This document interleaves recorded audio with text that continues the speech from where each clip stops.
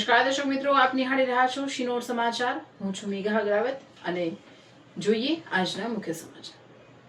બોડેલીની Sheth TC કાપડે arts and commerce કોલેજમાં અભ્યાસ કરતી અને તીરંદાજીની રમતમાં 6 ગોલ્ડ મેડલ સાથે કુલ 19 મેડલ મેળવી ચૂકેલી હેત્વી ચૌધરીની તાજેતરમાં ઇન્ડિયન આર્મીમાં રાઇફલ સ્પોર્ટ્સ માટે પસંદગી થતા સમગ્ર વિસ્તારમાં આનંદનું મોજું ફરી વળ્યું છે. ગુજરાત પ્લસ ન્યૂઝમાં આપનું સ્વાગત છે. સાદલી પીએમસી પ્રાથમિક શાળાનો વિડીયો વાયરલ, વિદ્યાર્થીઓ પાસે કામ કરાવવાના આક્ષેપો. મૂળ વ્યારા તાલુકાના ઊંચામાળા ગામના અને છેલ્લા ઘણા વર્ષોથી બોડેલીની ગોકુલધામ સોસાયટીમાં રહેતા મુકેશભાઈ બાબુભાઈ ચૌધરી બોડેલીના રાવપુરા ગામે પ્રાથમિક શાળામાં શિક્ષક તરીકે ફરજ બજાવે છે. હેત્વી ચૌધરી હાલ બોડેલીની શેઠ ટીસી કાપડે આર્ટ્સ એન્ડ કોમર્સ કોલેજમાં આર્ટ્સ વિભાગના બીજા વર્ષમાં અભ્યાસ કરે છે.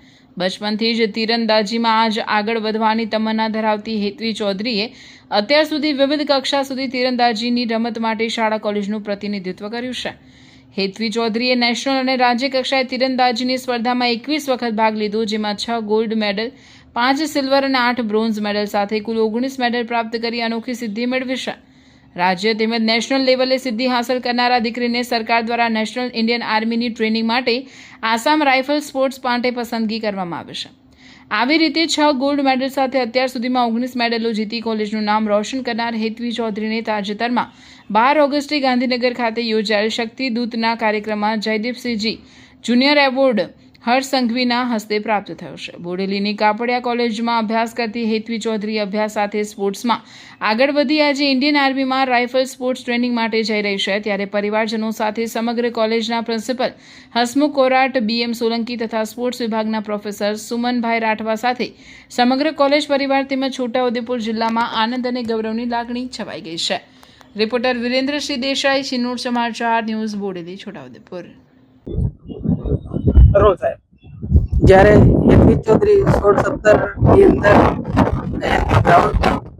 ફરવા આવી હતી ત્યારે એના પપ્પા જોડે આવી અને અમને પ્રેક્ટિસ કરતા જોઈને હેત્વી ચૌધરીને ઈચ્છા થઈ કે મારે પણ આર્ચરીની પ્રેક્ટિસ કરવી છે એમ કરીને પછી એના પપ્પાને કહેતા એના પપ્પાએ અહીંયા મારી જોડે પ્રેક્ટિસ માટે મોકલી અને આજે જે છોકરીએ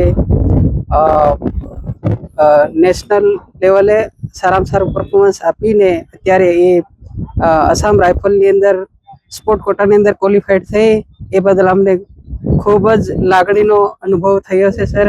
અને અમને હજુ ભવિષ્યની અંદર આગળ વધતી જાય છોકરી એવી અમારી આશા છે sir. Mukeshbhai Rilebhai Rathwa. Chaudhari Hetvi Sheth TC Kapadia arts and commerce college બોડેલીના BSM 3 ગુજરાતી વિષયમાં અભ્યાસ કરે છે. તેઓ ટોટલ અત્યાર સુધીમાં 21 વાર રાષ્ટ્રકક્ષાની જુદી જુદી કેટેગરીની સ્પર્ધાઓમાં ભાગ લીધેલ છે. 21માંથી તેમણે 19 વાર બ્રોન્ઝ મેડલ, સિલ્વર મેડલ અને ગોલ્ડ મેડલ મેળવેલ છે.